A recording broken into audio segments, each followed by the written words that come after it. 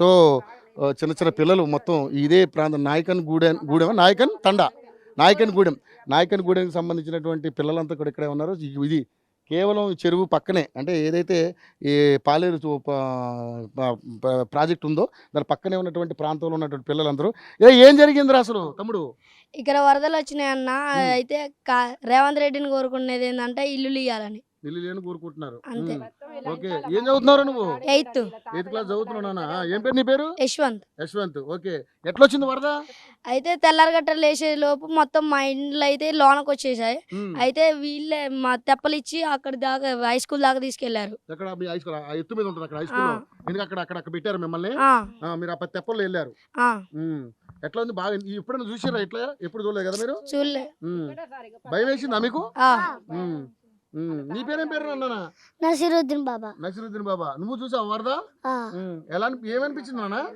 ఇల్లులకి తెల్లరగట్ల చూసేసరికి ఇల్లులకి వచ్చిన నీళ్లు మళ్ళీ ఇంకా తెప్ప మీద వీళ్ళు తీసుకుని వెళ్ళారా? అన్నం పెట్టారా నాన్న మీకు? ఎవరు పెట్టారు? హై స్కూల్ రేవంత్ రెడ్డి నాయకులు పెట్టారమ్మా. ఓకే, తిన్నా మంచిగా ఉందా ఫుడ్? మరి బాగుందా? ఏ ఇబ్బంది ఏం లేదు కదా? ఓకే, ఇప్పుడు ఏం కావాలరా నీకు? ఇల్లులు కావాలి. ఓకే, ఏం చదువుతున్నావు నాన్న నువ్వు? థర్డ్ క్లాస్ చదువుతున్నావా? గవర్నమెంట్ స్కూలేనా? ప్రైవేట్ స్కూలేనా? ఓకే, మరి థర్డ్ క్లాస్ చదువుతున్నావు, మరి ఇల్లు కావాలి మీకు. ఇల్లు లేదా? లేదా?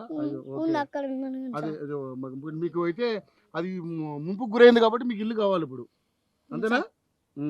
ఓకే, సో చిన్న చిన్న పిల్లలంతా కూడా చాలా మంది ఉన్నారు.